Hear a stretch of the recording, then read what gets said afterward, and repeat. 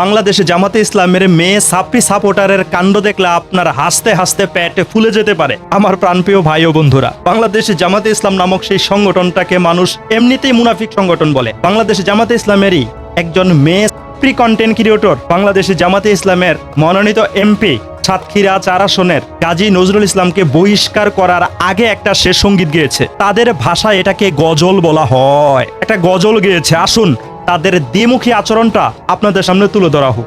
অবৈধ দলের পাতি নেতারা পাগল হয়েছে ভাই, নজরুল সাহেবের পিছে লাগছে সব সময়। অবৈধ দলের পাতি নেতারা পাগল হয়েছে ভাই, নজরুল সাহেবের পিছে লাগছে সব সময়। ষড়যন্ত্র ঘুচে যাবে, ইসলামের বিজয় হবে। ষড়যন্ত্র ঘুচে যাবে, ইসলামের বিজয় হবে। মুমিনের হৃদয় মাঝে দেখ রে চেয়ে দেখ, মুমিনের মাথার উপর আছেন আল্লাহ মালিক এক। মুমিনের মাথার উপর আছেন আল্লাহ মাবুদ এক। মুমিনের মাথার উপর আছেন আল্লাহ মালিক এক।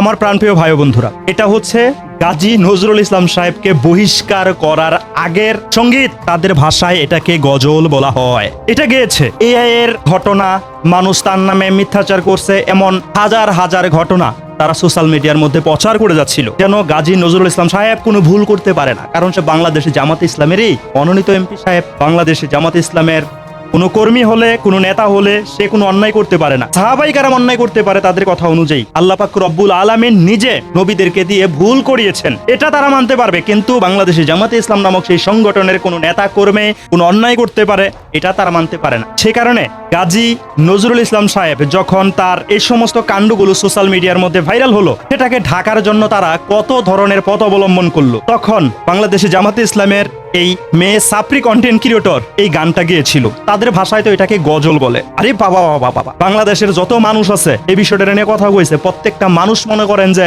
এগোর বিপক্ষে লেগে গেছে, ইসলামের বিপক্ষে লেগে গেছে। তাগর কথা অনুযায়ী এটাই মনে হইতেছে। আপনারা কি কন? তারপরে যখন দেখেন, যখন যাচাই বাছাই করা হইলো, তখন দেখলো যে আর কোনো উপায় নাই। এখন তো হেগোর মুখে মানুষ চুলকানি মারতেছে, হেগোর নাম শুনলে মানুষ থুতু নিক্ষেপ করতেছে। এই সমস্ত কাণ্ডগুলা দেখা তখন অ্যাঙ্গেল ঘুরাই লাইছে। ওই যে আগে যেমন তাদের সংগঠনের মধ্যে একজন ছিল, একসময় বলছিল ইসলামের নারী নেতৃত্ব হারাম, পরে আবার বলতেছে না আমি তো এই কথা কই নাই কা। বিএনপির সাথে মিল্লা তখন কইতাছে না না আমি তো এই কথা কই নাই কা, আমি এই সমস্ত কথা বলি নাই।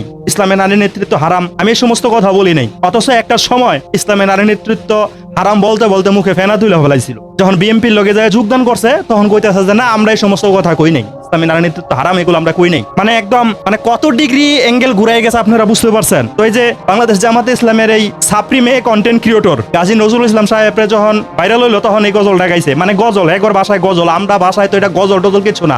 এটা হলো মিথ্যাচার, এটা হলো চাটকতা করা, যাচাই বাছাই ছাড়া সাফাই গাওয়া। তারপরে যখন তারা দল থেকে বহিষ্কার করে দিল, আর কুলাইতে না পাইরা নাটক সাটক যখন আর কাজে লাগলো না, তখন বহিষ্কার করে দিল। ওই মুখ দিয়া আবার আরেকটা গান গাইছে। দেখেন আপনারা এই গানটা শুনেন। ইসলাম এত লাফালাফি করেন না, এত বাড়াবাড়ি করেন না। জামাত ইসলামের মধ্যে অন্যায় কোনো আপোষ নাই। জামাত ইসলামের মানুষ দল টানা না, দল চাটা না, পাঁচা টানা, ঠিক আছে? যেটা অন্যায় সেটা অন্যায়। জামাত ইসলামের মানুষের নিজের দলীয় মানুষ অন্যায় করেছে, একজন এমপি মানুষ অন্যায় করেছে, তার অন্যায়কে তুলে ধরা হয়েছে। আর শুধু তাই না, তাকে বহিষ্কারও করে দেওয়া হয়েছে।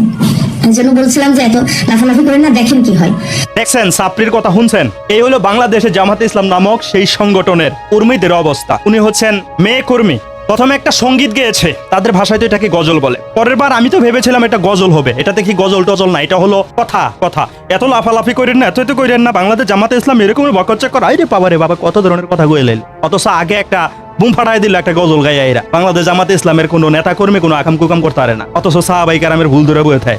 এই যে এগোর দ্বিমুখী আচরণের কারণে এগোরে মাইসে মুনাফিক। এই সমস্ত দ্বিমুখী আচরণের কারণে তুই আগে কইলি কি এখন কইতাছস? তোর কথায় কাজে কোনো মিল আছে? তোরা যে যুগে যুগে মুনাফিকি করস, মানুষের সামনে যে মুনাফিকি পরিচয় তোমাদের ফুটে উঠে, এটা কিন্তু তোমাদের এই সমস্ত সঙ্গীত, এই সমস্ত গান গাওয়ার মাধ্যমে, এই সমস্ত কথা বলার মাধ্যমে দিনের আলোর মতো মানুষের সামনে পরিষ্কার হয়ে যায়। এই সমস্ত দ্বিমুখী আচরণ তোমরা বাদ দাও। আর তা না হলে এমন একটা সময় সামনে আসতে চলেছে, তোমরা স্পষ্ট ভাবে দেখতে পারবে। তোমাদের সংগঠনের নাম শুনলে মানুষ করবে। 1971 সালের ঘটনা তাদের মনে পড়ে যাবে। মানুষ কিন্তু আস্তে আস্তে ভুলে গিয়েছিল। 68 জন এমপি তোমাদের সংসদে গিয়ে যা শুরু করে দিয়েছে, এটা কোনো ইসলামিক সংগঠনের কালচার হতে পারে না। যদিও আমরা বেশিরভাগ মানুষ বিশ্বাস করি বাংলাদেশে জামাতে ইসলাম কোনো ইসলামিক সংগঠন না, তারা রাজনৈতিক সংগঠন, তাদের ইস্তেহারের মধ্যেও ইসলাম নাই। কিন্তু বাংলাদেশে জামাতে ইসলামের এই সংগঠনের অন্ধ ভক্তরা তারা সেই সংগঠনটাকে ইসলামিক সংগঠন ভাবছে। যে সংগঠনের ইস্তেহারের মধ্যে ইসলামের কথা নাই, সেটাকে তারা ইসলামিক সংগঠন ভাবছে। যে সংগঠনের 100 জন কর্মীর মধ্যে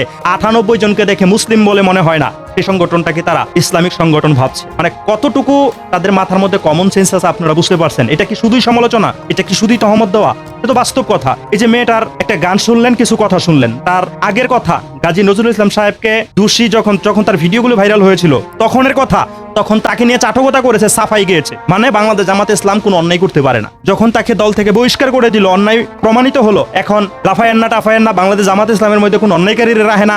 ওরে বাবা রে বাবা, এই যে সমস্ত এগুলো হচ্ছে দ্বিমুখী আচরণ। তাদের এই সমস্ত দ্বিমুখী আচরণ কর্মী থেকে ধরে তাদের নেতা পর্যন্ত সবার আছে। আপনারা কি মনে করেন? আপনাদের কথা খুবই গুরুত্বপূর্ণ। আপনাদের মনের কথাগুলো একদম মন খুলে কমেন্টে লিখে জানিয়ে যাবেন। এই দ্বিমুখী আচরণ এটা কি নতুন নাকি আগে থেকে আপনারা দেখতে পাচ্ছেন? স্পষ্টভাবে কমেন্টে লিখে তা জানিয়ে যেতে পারেন।